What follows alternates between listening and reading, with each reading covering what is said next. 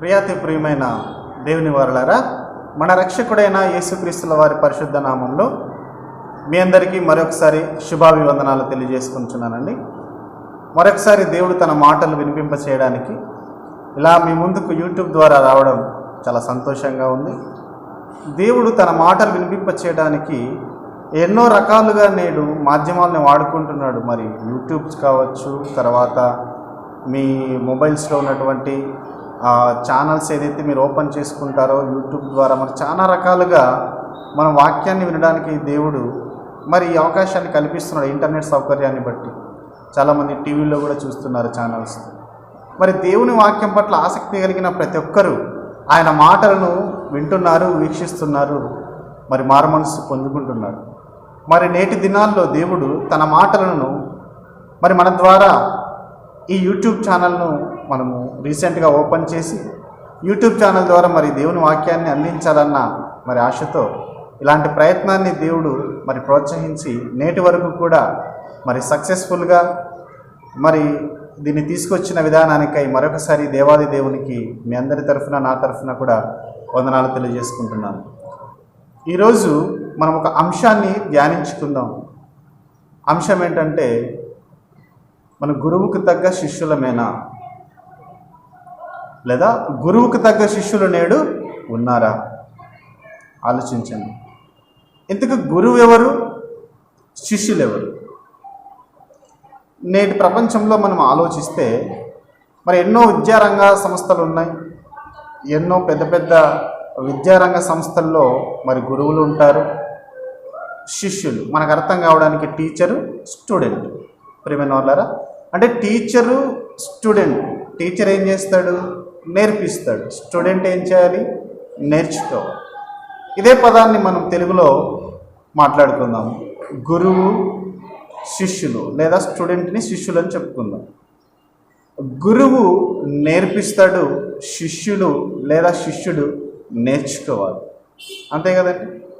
మరి నేటి ప్రపంచంలో మరి ఈ కరోనా ప్రభావం వల్ల మరి చాలామంది ఇంట్లో నుంచే ఈ జూమ్ యాప్ ద్వారా లేదంటే రకరకాల మీటింగ్ యాప్స్ ద్వారా ఈ టీచర్స్ లేదంటే గురువులు ఏం చేస్తున్నారంటే తమ పిల్లలకు విద్యను అందిస్తున్నారు, నేటి టెక్నాలజీని ఉపయోగించుకుంటూ కదా.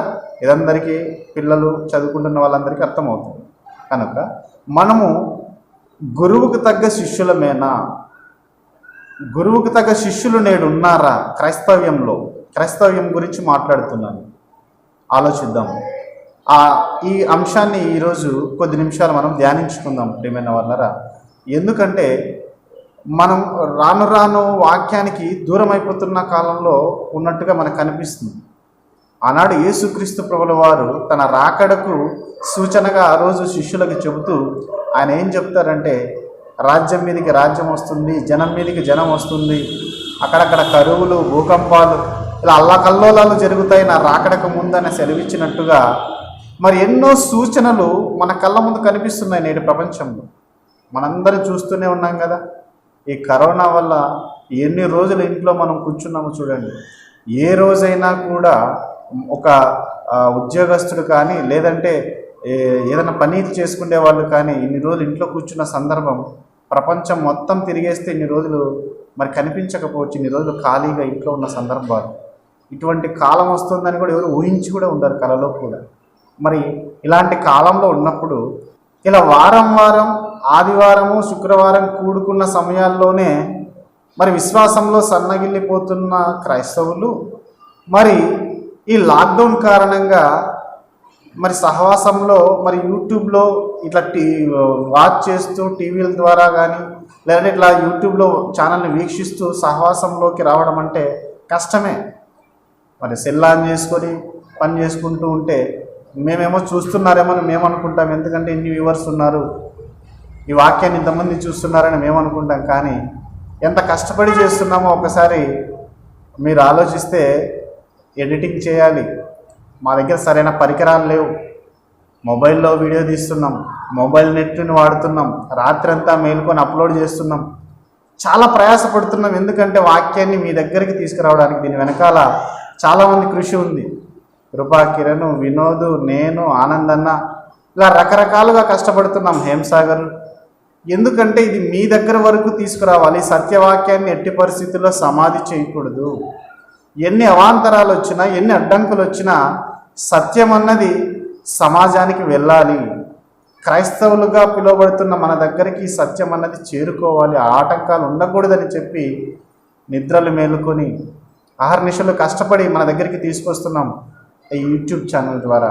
మరి దేవుడు ఒక ఆలోచననిచ్చి ఈ ఛానల్ని ప్రారంభించేలా మరి అవకాశాన్ని కల్పించాడు మనకి నేటి దినాలు. కనుక ప్రియమైన వాళ్ళరా, ఈ అవకాశాన్ని మనం సద్వినియోగం చేసుకుందాం.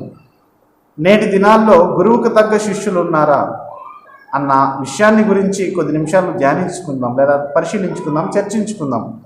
మరి ఈ లోకరీత్యా ఆలోచిస్తే గురువులుగా టీచర్లు, మరి శిష్యులుగా స్టూడెంట్లు మనకు కనిపిస్తారు. గురువు నేర్పిస్తాడు, శిష్యులు నేర్చుకుంటారు. ఇది మనకు అర్థమైతే మరి క్రైస్తవులు మరి ఎవరు, వీళ్ళకు గురువు ఎవరన్నా ఉన్నారా అని ఒకసారి ఆలోచిద్దాం. మరి గురువుకి తగ్గ శిష్యులు ఉన్నారా అని ఆలోచించడం మనం ప్రారంభించినప్పుడు ఇంతకీ గురువు ఎవరు, గురువుని గురించి తెలుసుకుందాం. ఎవరు మనకు గురువు? మనం బైబిల్లో తెరిచి ఒకసారి అడుగుదాం. మత్తయి సువార్త 23వ అధ్యాయము, మత్తయి సువార్త 23వ అధ్యాయము 10వ వచనాన్ని మనం ఒకసారి చూసుకుందాం. మరియు మీరు గురువులని పిలబడవద్దు, క్రీస్తు ఒక్కడే మీ గురువు. మీరు గురువులని పిలవడవద్దు, క్రీస్తు ఒక్కడే మీ గురువు. ఎవరు మనకు గురువుగా అర్థమైపోతా ఉంది ఇక్కడ. స్పష్టంగా యేసుక్రీస్తుల వారు మాట్లాడుతున్నాడు, నేనే మీకు గురువు. అంటే టీచర్, బోధకుడు, అంతే కదా. అంటే ఆటోమేటిక్గా మనకి అర్థమైపోవాలి శిష్యులు అంటే ఎవరో, గురువు ఎవరో క్లారిటీ వచ్చేసింది. ఇక్కడ గురువుకు తగ్గ శిష్యులముగా మనకు కనిపిస్తున్నామా లేదని ఆలోచించే క్రమంలో గురువు అనగానే మనకి ఇక్కడ అర్థమవుతున్న సంగతి ఏంటంటే యేసుక్రీస్తుల వారు ఆయన నోట నుంచి స్వయాన చెబుతున్నారు, నేను గురువు. మరి శిష్యులు ఎవరు? ఆయన ఏం చేయమని చెప్పాడు? సహజంగా ఈ లోకారీత్యా ఆలోచిస్తే ఒక గురువు అనుకుంటాడు, నేను తయారు చేయాలి, ఒక మంచి శిష్యుడిని తయారు చేయాలి. ఒక ట్రైనింగ్ ఇచ్చేవాడు అనుకుంటాడు, నేను ట్రైనింగ్ ఇచ్చేవాళ్ళు ఒక ఉన్నత స్థాయిలో ఉండాలి, వాళ్ళకు ఒక మంచి స్థాయిలో ఉండాలి అనుకుంటాడు. టీచర్ కూడా అదే అనుకుంటాడు. అంటే క్షమించాలి, అంటే టీచర్ అంటే ఇక్కడ గురువు అనుకుంటాడు. తాను ఎవరైతే ట్రైనింగ్ ఇస్తున్నాడో, ఎవరికైతే నేర్పిస్తున్నాడో ఆ విద్యార్థులు మంచి ఉన్నత స్థాయిలో ఉండాలి, ఉత్తీర్ణులుగా ఉండాలని అనుకుంటాడు. మరి యేసుక్రీస్తుల వారు కూడా ఇక్కడ గురువుగా కనిపిస్తున్నప్పుడు ఈయన ఎలా శిష్యుల్ని తయారు చేశాడో, ఆ శిష్యుల్ని తయారు చేసి ఏ విధమైన మాటలు వాళ్ళకి చెబుతున్నాడో ఇదే మత్తయి సువార్త 28వ అధ్యాయము 18, 19, 20 వచనాలు మనం ఒకసారి చూసుకుందాం. మత్తయి సువార్త 28వ అధ్యాయము 18, 19, 20 వచనాల్లో, అయితే యేసు వారి యొద్దకు వచ్చి, పరలోకమందును భూమి మీదను నాకు సర్వాధికారం ఇయ్యబడి ఉన్నది, కాబట్టి మీరు వెళ్ళి సమస్త జనులను శిష్యులనుగా చేయుడి, తండ్రి యొక్కయు కుమారుని యొక్కయు పరిశుద్ధాత్మ యొక్కయు నామంలోనికి వారికి బాప్తిస్మం ఇచ్చుచు, నేను మీకు ఏ ఏ సంగతులను ఆజ్ఞాపించి తినో వాటన్నిటినీ గైకొనవలనని వారికి బోధించుడి. ఈ మాటలు మనం ఒకసారి ధ్యానిస్తే 19వ వచనంలో ఆయన చెబుతున్నాడు, కాబట్టి మీరు వెళ్ళి సమస్త జనులను శిష్యులనుగా చేయుడి. శిష్యులను తయారు చేసిన ఈయన, అంటే గురువుగా ఉన్న ఈయన నేర్పించాడు స్టూడెంట్స్కి, శిష్యులను తయారు చేశాడు. తయారు చేసి ఈయన ఏం చెప్తున్నాడంటే, మీరు కూడా శిష్యులను తయారు చేయండి. మీరు శిష్యులను తయారు చేయండి. ఎవరికి? నాకు. అంటే గురువు అనబడిన యేసుక్రీస్తుకి ఎవరిని తయారు చేయాలి? వీళ్ళు శిష్యులను తయారు చేయాలి. వీళ్ళకు నేర్పించాడు ఆయన. చూడండి కింద ఏమంటున్నాడు ఆయన 20వ వచనంలో, నేను మీకు ఏ ఏ సంగతులను ఆజ్ఞాపించి తినో. వీళ్ళకి ఏ ఏ విషయాలు నేర్పించాడో, ఏదైతే తర్ఫీదు ఇచ్చాడో, ఏదైతే ట్రైనింగ్ ఇచ్చాడో గురువుగా, శిష్యులుగా ఉన్న వీళ్ళు ఏం చేయాలి? అదే గురువుకి శిష్యుల్ని తయారు చేయాలి. అదే గురువుకి శిష్యులను వీళ్ళు ప్రిపేర్ చేయాలి. అది వీళ్ళ మీద పెట్టిన బాధ్యత. యేసుక్రీస్తుల వారు పరలోకానికి ఆరోహణమవుతున్నప్పుడు వీళ్ళకి ఇచ్చిన బాధ్యత. మీరు సర్వలోకానికి వెళ్ళి సర్వ సృష్టికి సువార్త ప్రకటించమన్నాడు కదా. ఇదే సందర్భంలో కనుక ఇప్పుడు వీళ్ళు శిష్యులను తయారు చేయాలి. ఎవరికి? యేసుక్రీస్తు అనబడిన గురువుకి. కనుక వీళ్ళు తయారు చేశారు ప్రారంభంలో. గురువుకు తగ్గ శిష్యులుగా నిలబడిన వీళ్ళు నిలబడ్డారు కనుక యేసుక్రీస్తుల వారు వీళ్ళతో చెప్తున్నాడు, మీరు కూడా శిష్యుల్ని తయారు చేయండి. నేను మీకు ఏ విధంగా నేర్పించానో ఆ విధంగానే నాకు మీరు శిష్యులను రెడీ చేయమని చెప్పాడు అనమాట. ఇలా శిష్యులను చేయమని నేర్పించిన ఈయన ఏం చేశాడు? వాళ్ళకి ఆజ్ఞాపించి పరలోకానికి వెళ్ళిపోయాడు. ఇక వీరి వంతు, వీళ్ళు ఇప్పుడు ఏం చేయాలి? ఆయనకు శిష్యులను తయారు చేయాలి. కనుక వీళ్ళు అదే పనినే చేశారు.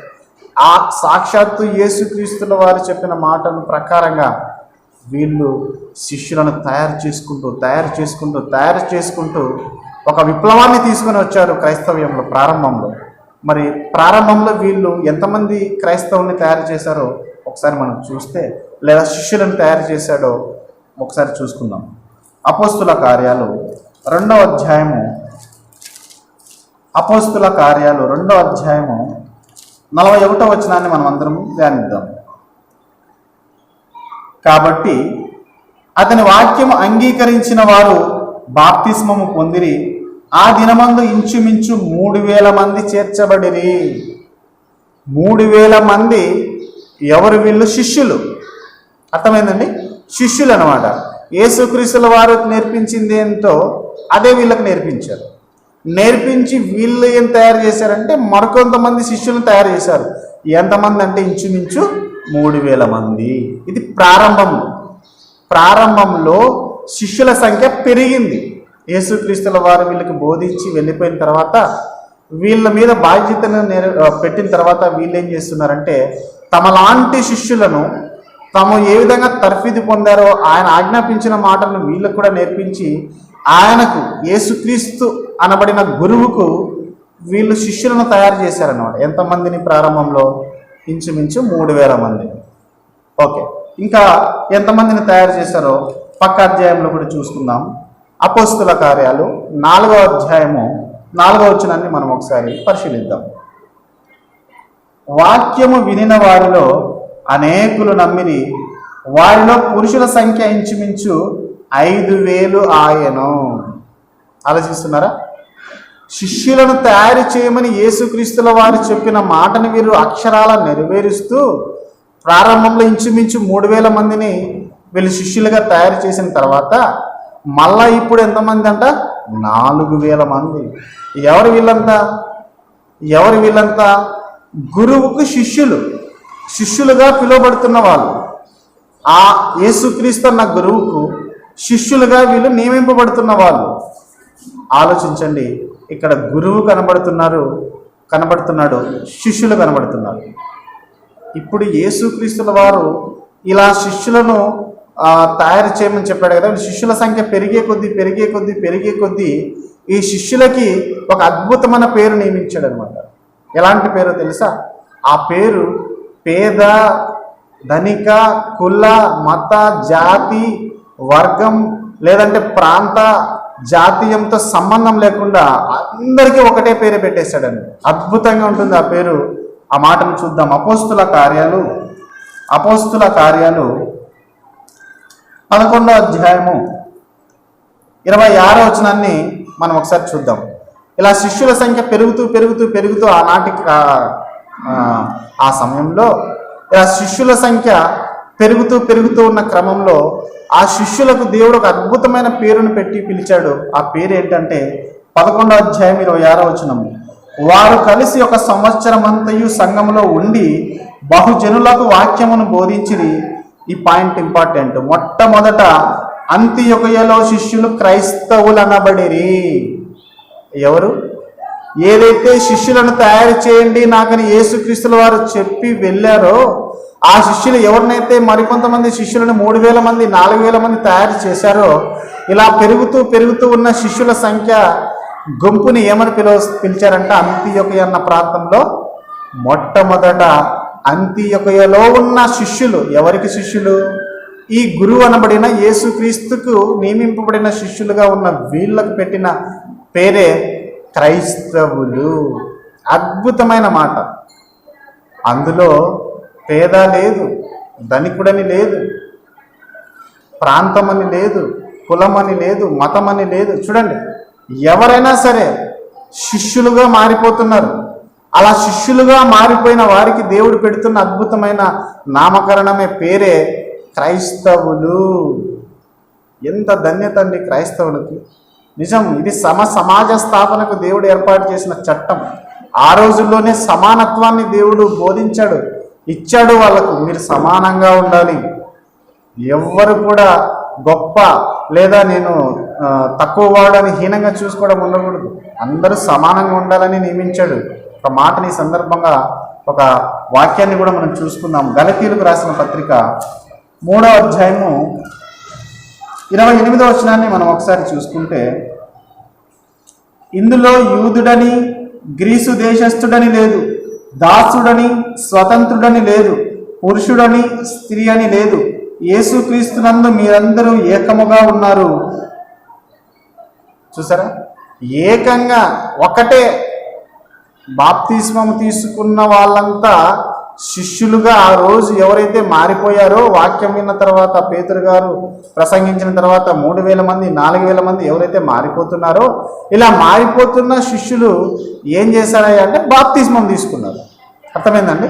ఇలా మారిపోతున్న శిష్యులు, మారు మనసు పొందిన వారంతా శిష్యులుగా మారడానికి బాప్తిస్మం తీసుకున్నారు. ఇలా బాప్తిస్మం తీసుకున్న వాళ్ళు యూదుడైనా, గ్రీసు దేశస్థుడైనా, మళ్ళీ ఏ కులంకి చెందిన వాడైనా, ఎటువంటి వృత్తికి సంబంధించిన వాడైనా, ఏ దేశపు వాడైనా, చివరికి ఒకే ఒక పేరు క్రైస్తవుడు లేదా క్రైస్తవురాలు. చూసారా, ఇప్పుడు వీళ్ళు ఏ విధంగా క్రైస్తవులుగా మారుతున్నారంటే శిష్యులు అయ్యారు కనుక. శిష్యులు ఏ విధంగా అవుతున్నారంటే వాక్యం విని మారు మనసు పొంది బాప్తిస్మము తీసుకున్నారు కనుక. ఆలోచిస్తున్నారా? ఎవరైతే బాప్తిస్మం తీసుకున్నారో వాళ్ళే శిష్యులు అనబడ్డారు. అలా శిష్యులు అనబడిన వారికే దేవుడు క్రైస్తవులని పేరు పెట్టాడు. ఈ పాయింట్ ఆలోచించండి. ఎవరైతే మారుమనసు పొందారో వాళ్ళే బాప్తిస్మం తీసుకున్నారు. అలా బాప్తిస్మం తీసుకొని శిష్యులుగా పిలువబడుతున్న వారు, యేసుక్రీస్తుకి శిష్యులుగా పిలువబడుతున్న వారే క్రైస్తవులుగా పిలువబడుతున్నారు. మరి నేటి ప్రపంచంలో క్రైస్తవులు ఎంతమంది అంటే సుమారు 350 నుంచి 400 కోట్ల మంది క్రైస్తవులు ఉన్నారని చెప్తారు లెక్క. మరి ఇది నిజమేనా? మరి బైబిల్లో మనం ఆలోచిస్తుంటే అర్థమవుతుంది ఏంటంటే, మారు మనసు పొంది బాప్తిస్మం తీసుకున్న శిష్యులు ఎవరైతే ఉన్నారో వాళ్ళే క్రైస్తవులు. ఒకవేళ బాప్తిస్మం తీసుకోకుంటే శిష్యులు కాలేరు, శిష్యులు కాకపోతే క్రైస్తవులు కాలేరు. చూడండి ఎంత చిన్న లాజిక్ ఉందో. బాప్తిస్మం తీసుకున్న వారే శిష్యులు అవుతారు, శిష్యులుగా ఉన్నవారే క్రైస్తవులుగా పిలువబడతారు. మరి ఆనాడు తొలి శతాబ్దంలో అలా శిష్యులుగా పిలువబడుతున్న వారికి దేవుడు నియమించిన పేరు, పెట్టిన పేరే క్రైస్తవులు.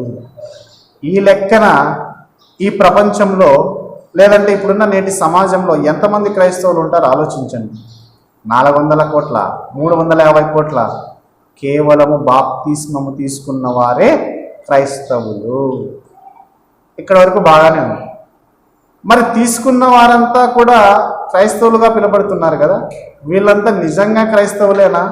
మళ్ళీ ఇక్కడ ఒక చిక్కు ప్రశ్న, మళ్ళీ ఇక్కడ ఒక సందేహం. ఎందుకంటే కాకి చొక్క వేసుకున్న వాడంతా పోలీస్ అని అంటే మనకి నవ్వు వస్తుందా రాదా? ఇది మీరు అర్థం చేసుకోగలిగితే మరి క్రైస్తవుడుగా చెప్పిన వాడు ఏ విధంగా ఉండాలో బైబిలే సెలవిస్తుంది. చూడండి ఆ మాట కూడా. గలతీయులకు రాసిన పత్రిక 3వ అధ్యాయము 27వ వచనాన్ని మనం ఒకసారి చూద్దాం.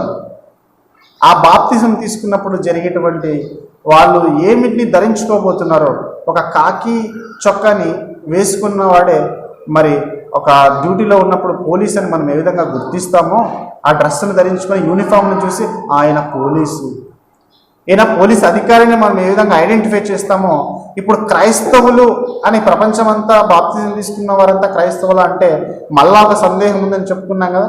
ఇప్పుడు ఈ వచనాన్ని చదివితే మనకు ఒక చిన్న క్లారిటీ వస్తుంది.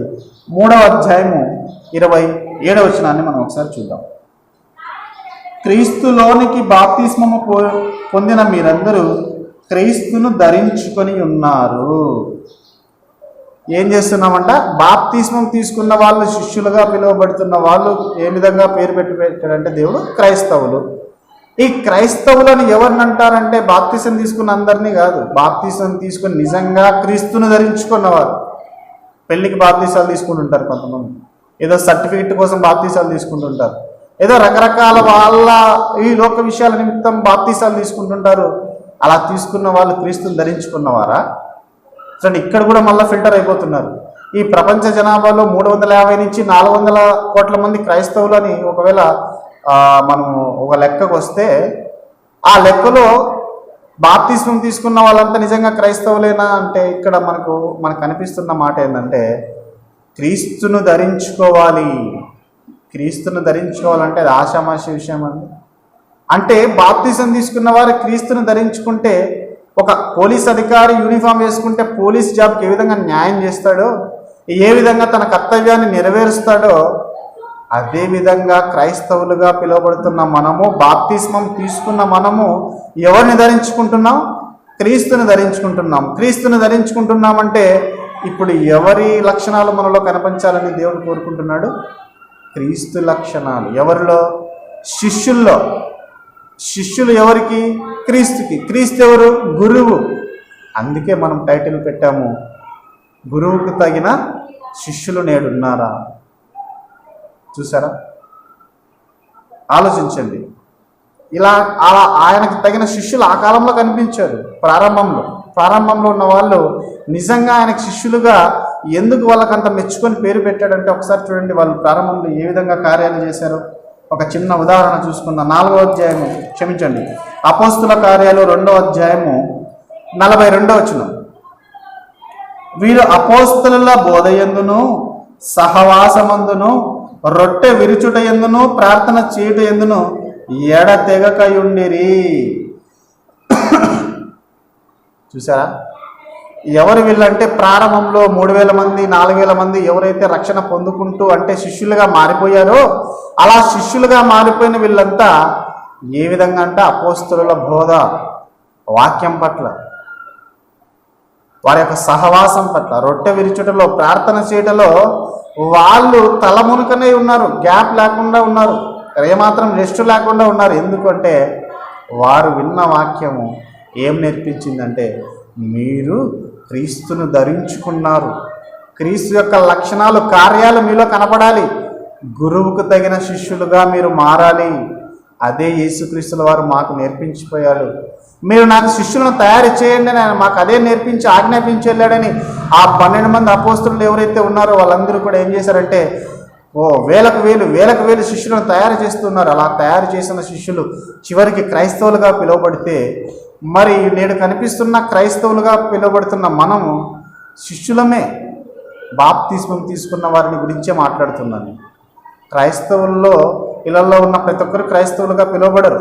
ఎందుకంటే ఈ వాక్యాన్ని బట్టి మనం నేర్చుకున్న దాన్ని బట్టి ఎవరైతే బాప్తిస్మం తీసుకుంటారో వాళ్ళే శిష్యులు, వాళ్ళే క్రైస్తవులుగా పిలువబడ్డారు నాటి చరిత్రలో. మరి నేడు అంతే. మనం ఆయనకి శిష్యులుగా ఉండాలనే ఆనాడు మీరు సర్వలోకానికి వెళ్ళి సర్వసృష్టికి సువార్త ప్రకటించమన్నాడు, నాకు శిష్యులుగా చేయండి అన్నాడు, నేను గురువునని ఆయన చెప్పాడు. కనుక గురువుకు తగిన శిష్యులుగా నేడు ప్రపంచంలో ఎంతమంది ఉన్నారో మనం ఒకసారి ఈ విధంగా లెక్కన ఆలోచిస్తూ పోతే అర్థమైపోతుంది మరి. కనుక ప్రారంభంలో ఉన్నవారు మాత్రం ఆయనకు తగ్గట్టుగా ఏ విధంగా యేసుక్రీస్తుల వారు నా శిష్యులు ఒక ఉన్నత స్థాయిలో ఉండాలనుకున్నాడో, ఒక ఉత్తీర్ణులుగా ఉండాలనుకున్నాడో, 100 అంతలుగా 60 అంతలుగా 30 అంతలుగా ఫలించాలనుకున్నాడో ఆ విధంగానే ఉన్నాడు. వాళ్ళంతా దాన్ని నెరవేర్చారు. మరి నేటి దినాల్లో ఉన్న పరిస్థితిని మనం ఒకసారి ఆలోచిస్తే ఎంతమంది అలా ఉన్నారో చూడండి. ఇంకా మనం ఒకసారి ముందుకు ఆలోచిస్తే క్రీస్తును ధరించుకున్న అంశాన్ని బట్టి ఇంకొక మాటను కూడా చూసుకుందాం. రోమిలకు రాసిన పత్రిక 13వ అధ్యాయము 14వ వచనంలో కూడా మనకు ఒక మాట కనిపిస్తుంది. మెట్టుకు ప్రభువైన యేసుక్రీస్తును ధరించుకొనిన వారై శరీరేచ్ఛలను నెరవేర్చుకొనుటకు శరీరము విషయమై ఆలోచన చేసుకొనుడి. ఇక్కడ మనకి కనిపిస్తోంది యేసుక్రీస్తుల వారిని మనము ధరించుకొనిన వారమై అంటున్నాడు. ఆయన ఏమైనా షట్ట ధరించుకోవడానికంటే ఇదంతా ఆత్మీయంగా మనం ఆలోచించుకోవాలి. ఆయన్ని ధరించుకోవడం అంటే ఏంటి? బాప్తిస్మం తీసుకుంటున్నాం కదా, బాప్తిస్మం తీసుకుంటున్నప్పుడు మనము మన పాపాన్నంతా ఒప్పుకుంటున్నాం కదా, ఇక నేను చేయను అంటున్నాం కదా. పాపాలన్నీ ఒప్పుకుంటున్నాం, మారు మనసు పొందుకుంటున్నాం, పశ్చాత్తాపం పడుతున్నాం, బాప్తిస్మం తీసుకుంటున్నాం. అంటే అర్థం ఏంటంటే క్రీస్తుని ధరించుకుంటున్నాము. అలాగే ఇక్కడ మనకు వాక్యానికి అనిపిస్తుంది, క్రీస్తుని ధరించుకున్న వారై ఈ పాప కార్యాలు, శరీర కార్యాలు వదిలేయమని దేవుడు సెలవిస్తున్నాడు. కనుక ఇలాంటి వారే శిష్యులు. యేసుక్రీస్తుల వారు కోరుకున్నది ఇదే. గురువుగా శిష్యులకు నేర్పించాడు, శిష్యులుగా వీరు తమ వంతు బాధ్యతను నెరవేరుస్తూ చరిత్రలో ఏం చేశారంటే అలాంటి శిష్యులను తయారు చేస్తూ వచ్చారు. ఎవరికి శిష్యులు? యేసుక్రీస్తు ప్రభుల వారికి శిష్యులు. మరి యేసుక్రీస్తు ప్రభుల వారు ఒక మాటని చెబుతూ ఈ శిష్యులు అని అనుకుంటున్నాం కదా, యేసుక్రీస్తుల వారు ఎటువంటి శిష్యులు తనకు కావాలని చెబుతున్నాడో ఒక మాటను మనం చూసుకుందాం. అద్భుతంగా ఉంటుంది. మార్కు సువార్త 8వ అధ్యాయము 34వ వచనాన్ని మనం ఒకసారి చూద్దాం. మార్కు సువార్త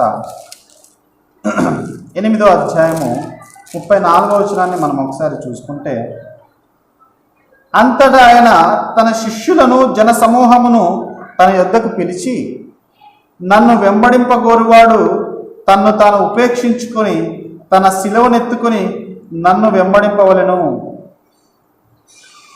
ఏ విధంగా శిష్యుడు ఒక అర్హతను దేవుడు ఇస్తున్నాడంటే, యేసుక్రీస్తుల వారు అంతటా ఆయన తన శిష్యులను జనసమూహములను తన యొద్దకు పిలిచి, నన్ను వెంబడింపగోరువాడు తన్ను తాను ఉపేక్షించుకొని తన శిలువనెత్తుకొని నన్ను వెంబడింపవలెను.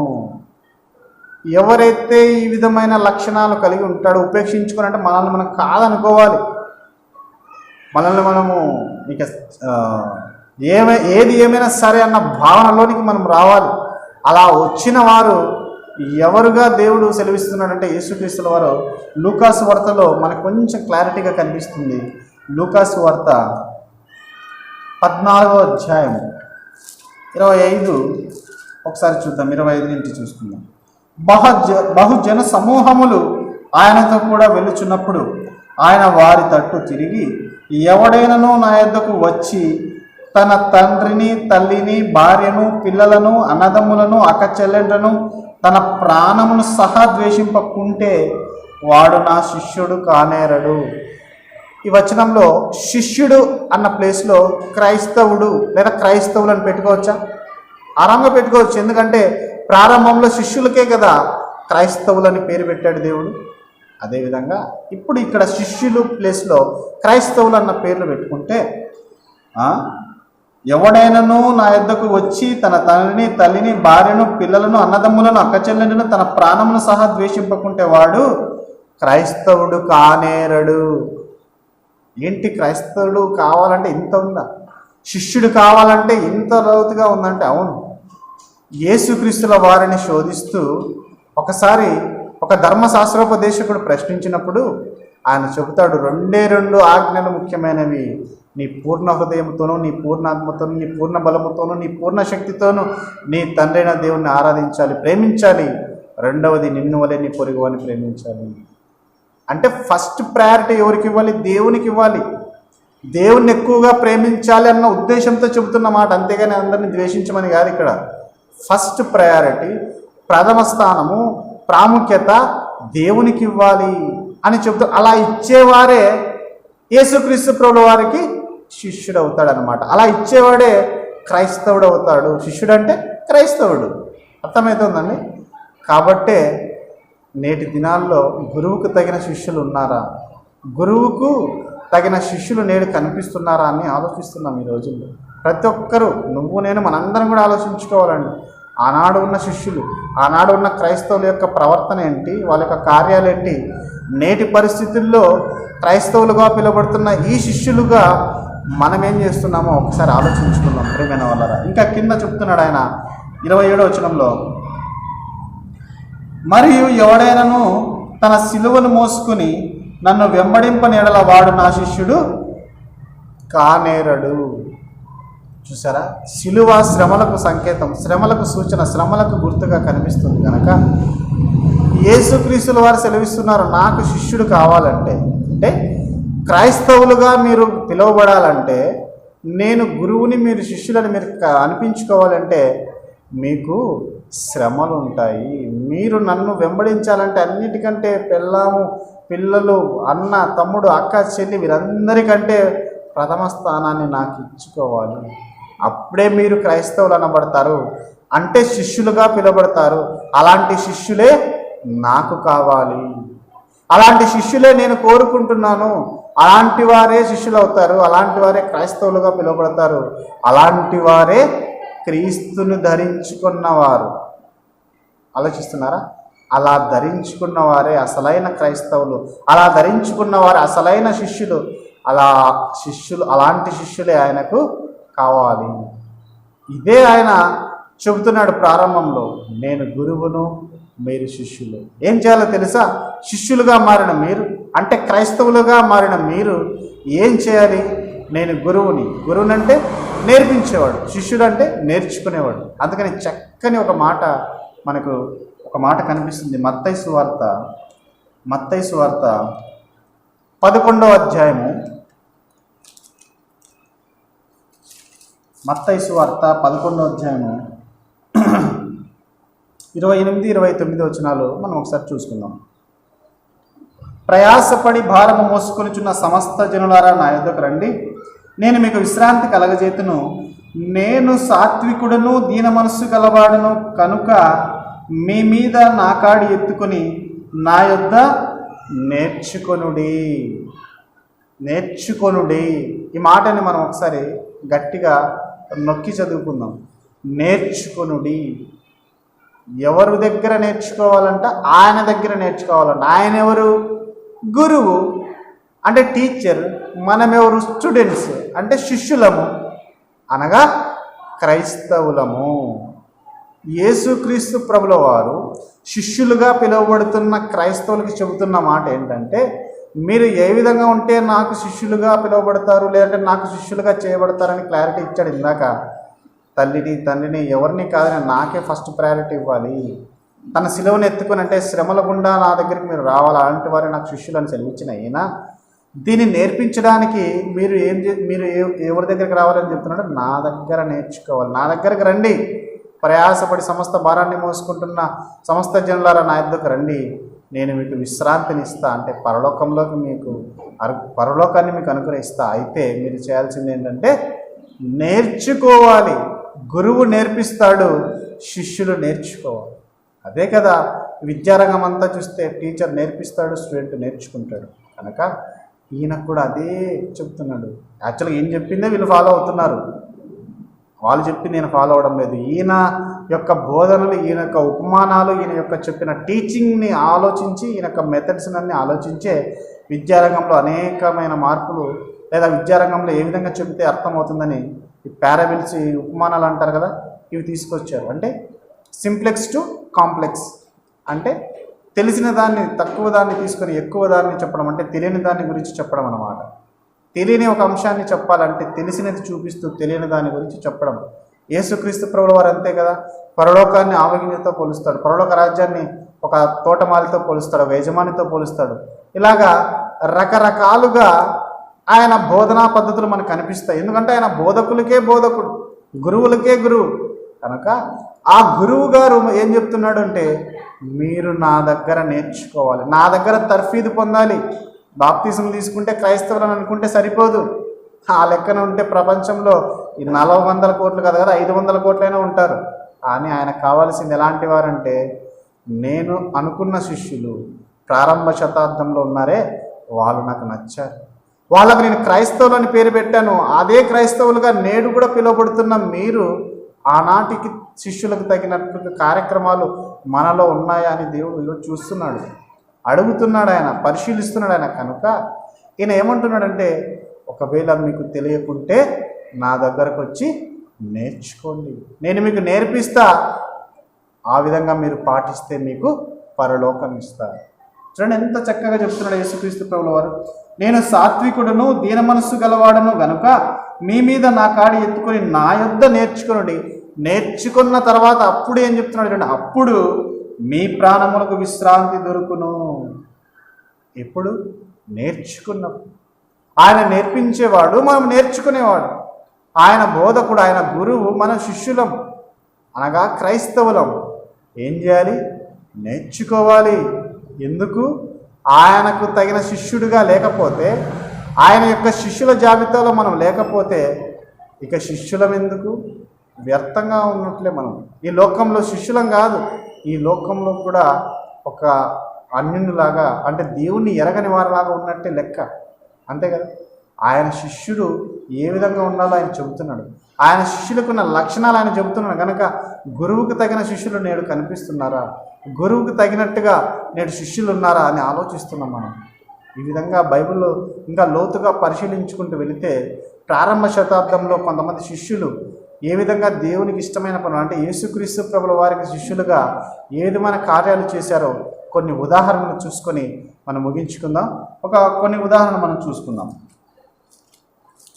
అపోస్తుల కార్యాలు 4వ అధ్యాయము, అపోస్తుల కార్యాలు 4వ అధ్యాయము 1వ వచనాన్ని మనం ఒకసారి చూసుకుంటే, వారు ప్రజలతో మాట్లాడుచుండగా యాజకులను దేవాలయపు అధిపతియు సద్దూకయ్యులను వారు ప్రజలకు బోధించుటయు యేసును బట్టి మృతులలో నుండి పునరుత్థానం కలుగునని ప్రకటించుటను చూచి కలవరపడి వారి మీదకి వచ్చి వారిని బలాత్కారముగా పట్టుకొని సాయంకాలం అయినందున మరునాటి వరకు వారిని కావలిలో ఉంచిరి. అంటే అరెస్ట్ చేశారు. ఎందుకు? ఆయన శిష్యులుగా వీళ్ళు కరెక్ట్ పని చేస్తున్నప్పుడు. ఎందుకంటే మీరు సమస్త జనులని శిష్యులుగా చేయమన్నాడు కదా. శిష్యులుగా చేయమనంటే వీళ్ళు ఏం చేయాలి? ఆయన ఆజ్ఞలను లేదా ఆయన మాటలను వివరించాలి, ప్రకటించాలి, సువార్తను ప్రకటించాలి. అదే చేస్తున్నారు. భయపడకుండా, సువార్తను భయపడకుండా వీళ్ళు ప్రకటిస్తున్నప్పుడు శాస్త్రులు, యాజకులు వీళ్ళంతా వచ్చి వాళ్ళు ఏం చేస్తారంటే కలవరపడి బలాత్కారంగా పట్టుకొని సాయంకాలం వరకు, మరునాటి వరకు కావలిలో ఉంచారు. అరెస్ట్ చేసి బందీగా పెట్టేశారు. ఆయన శిష్యులుగా పిలువబడుతున్న వారు ప్రారంభంలో చేసిన కార్యక్రమాలు ఇవి. ఇలా చేశారు కనుకనే ఆయనకి ఇష్టమైన శిష్యులుగా వీళ్ళు పిలువబడ్డారు ఆ రోజు.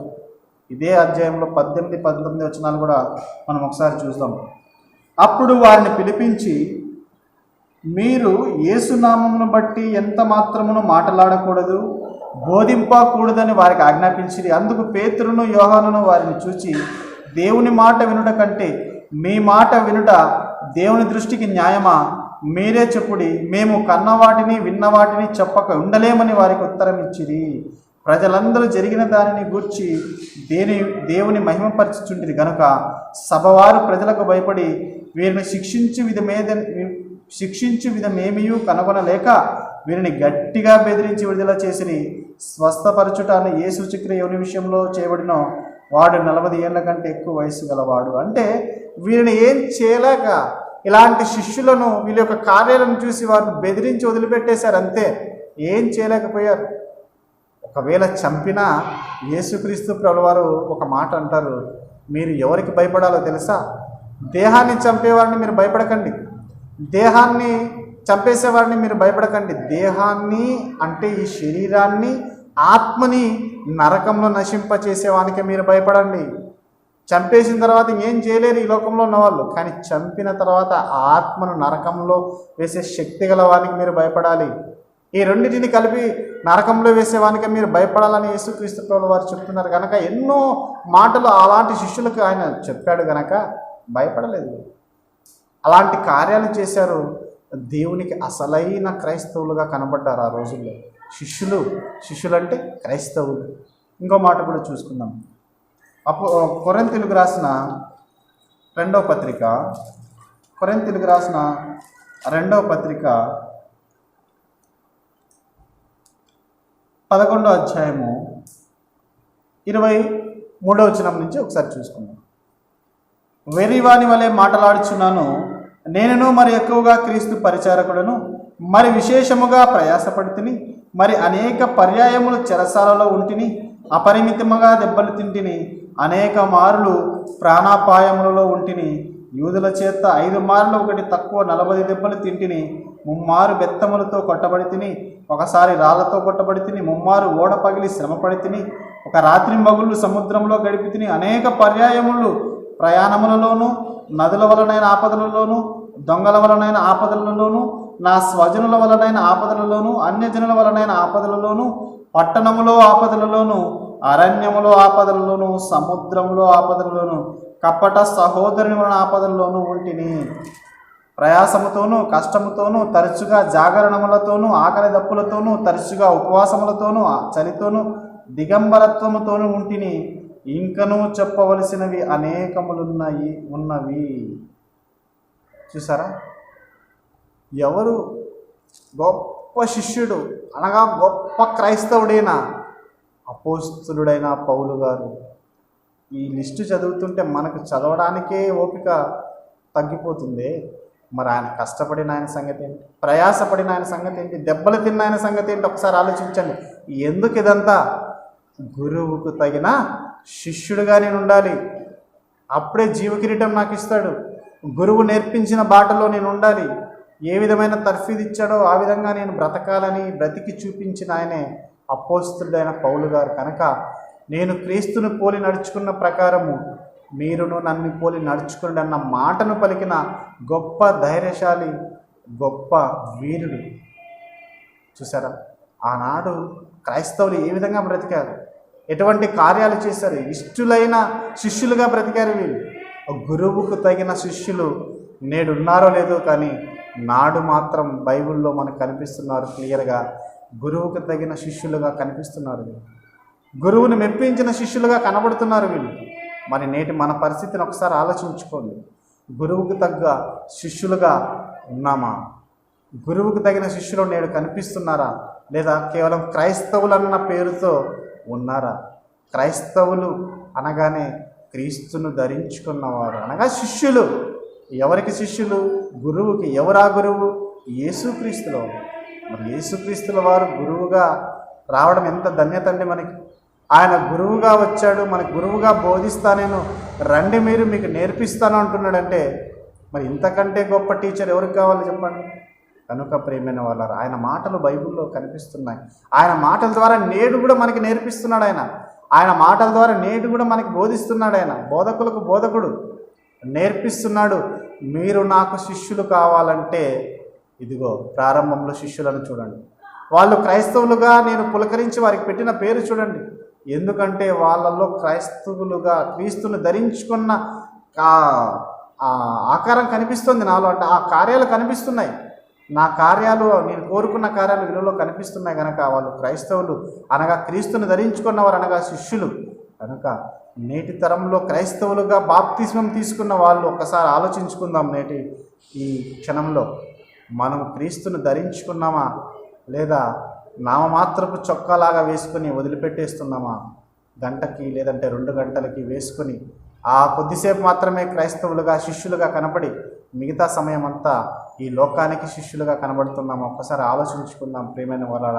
ఈ మాటల ద్వారా దేవుడు ప్రశ్నిస్తున్నాడు, అందరినీ ప్రశ్నిస్తున్నాడు. ఎవరేం తక్కువ కాదండి. ప్రతి ఒక్కరు పరిశీలించుకోవాలి, ప్రతి ఒక్కరు పరీక్షించుకోవాలి.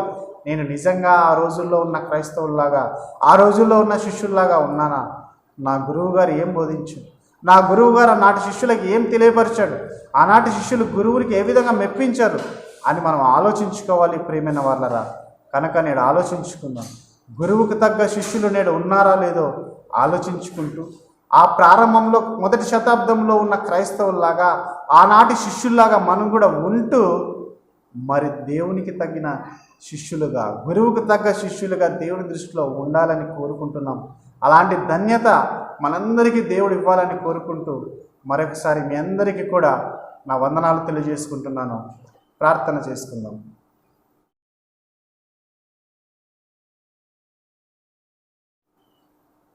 పరిశుద్ధుడా, ప్రేమ నమ్మకము గల మా ప్రియ పరలోకపు తండ్రి, మా రక్షకుడు మీ ప్రియ కుమారుడునైనా యేసుక్రీస్తుల వారి సర్వోన్నతమైన నామంలో మీకే స్తుతులు స్తోత్రాలు వందనాలు తెలియజేసుకుంటున్నాం నాయన. అవును తండ్రి, ఎంత గొప్ప గురువును మాకు మీరు ప్రసాదించారు. ఈ లోకంలో అటువంటి గురువు ఎవరు కూడా మేము ఎప్పుడు కూడా వినలేదు, కనలేదు నాయన. ఎంత గొప్పగా ఆయన బోధించాడు, మీ మాటలు మాకు తెలియపరిచాడు తండ్రి. ఎంతో గొప్ప శిష్యులను ఆయన తయారు చేశాడు. సమస్త జనులను నాకు శిష్యులుగా చేయమన్నాడు. అలాంటి శిష్యులకు క్రైస్తవులు అన్న పేరును మీరు నియమించారు తండ్రి. ఇది క్రైస్తవులుగా మా మీద మీరు పెట్టిన బాధ్యత కనుక తండ్రి, ఈ మాటల ద్వారా, మీరు సెలవిచ్చిన మాటల ద్వారా కొంతమందినైనా శిష్యులుగా జీవించినట్లు అనగా నిజమైన క్రైస్తవుల్లాగా నాటి తరంలో మీరు క్రైస్తవులను ఏ విధంగానైనా చూసి సంతోషించారో అటువంటి శిష్యులు నేటి తరంలో కూడా ఉండాలని మీరు కోరుకుంటున్నారు కనుక అలాంటి హృదయాన్ని మా అందరికీ కూడా దయచేయండి. మీ యొక్క కార్యాలలో మేము ఉంటూ మిమ్మల్ని మెప్పించి మిమ్మల్ని ప్రసన్నం చేసి తొలి నాళ్ళల్లో తొలి తరంలో ఉన్న శిష్యుల్లాగా మేము కూడా గురువుకు తగిన శిష్యుల్లా ఉండాలి తప్ప గురువుకి మరి వ్యతిరేకమైన శిష్యులుగా ఉండకుండా మరి ఇష్టమైన శిష్యులుగా ఉంటూ మరి జీవకిరీటాన్ని, పరలోకాన్ని, నిత్య జీవాన్ని పొందుకునే ధన్యతను వాక్యం వింటున్న ప్రతి ఒక్కరికి కూడా దయచేస్తారని వేడుకుంటూ మా ప్రభువును మంచి గురువునునైనా యేసుక్రీస్తుల వారి సర్వోన్నతమైన నామంలో ప్రార్థించి అడిగి వేడుకొనుచున్నాము తండ్రి. ఆమెన్. మరి ఇంతవరకు వాక్యం వీక్షించిన మీ అందరికీ యేసుక్రీస్తు నామంలో శుభాభివందనాలు తెలియజేసుకుంటున్నాను.